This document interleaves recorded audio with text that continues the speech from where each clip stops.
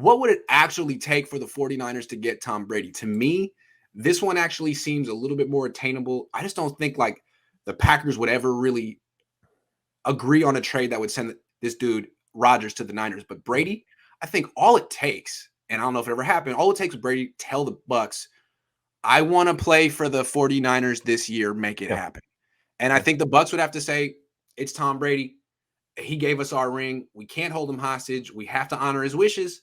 It would take Tom Brady sort of making a formal request, which I think is not out of the realm of possibility, which is why so many people are intrigued by this.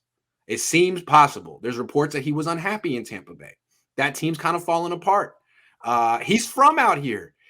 He tried to come here 2 years ago, and the Niners made a bad decision. It would seem very storybook for him to finish his career on the team he grew up rooting for and to bring the Super Bowl ring to the franchise that's been, waiting for it since I was 5. I think this one's more attainable, but it would actually take time. It's all up to one person. And it is a great acquisition on a short term and on a long term as well, because who cannot learn something from Tom Brady? I mean, we have Trey Lance right now. We can get Tom Brady, for example, theoretically. And then we have the greatest of all time, one of the greatest quarterbacks of all time, who can teach our quarterback of the future. Yes. I just can't see how it isn't a win situation for us.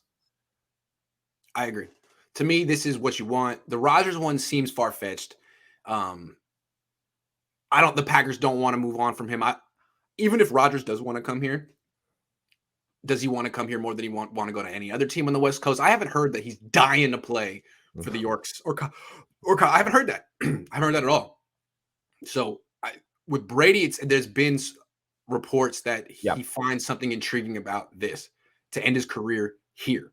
So if you find out and he through back channels, please don't say no to him twice. It shouldn't be that hard.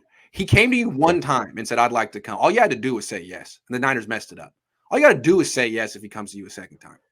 Trey Lance will be cool with it. And if he's not, he'll learn to be cool with it. It's the greatest quarterback of his era. Lance will be better for being around him. Yeah, that's for sure.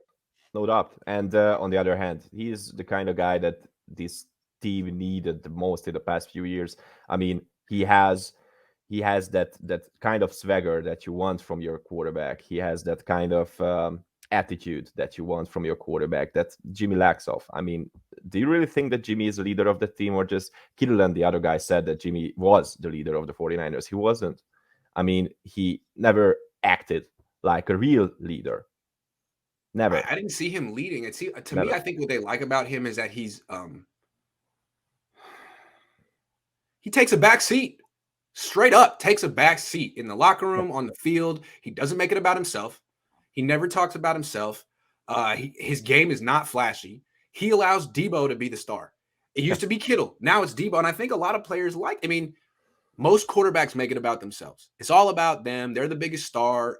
They probably have the biggest ego in the locker room. Jimmy is just one of the guys, which is very rare for a quarterback. And I think a lot of players find that refreshing. Whatever, man. You need to win the Super Bowl, though. It's not going to happen with him, so you can be friends with him in the offseason. Kick it with him from June to July. February to July. That's 6 months.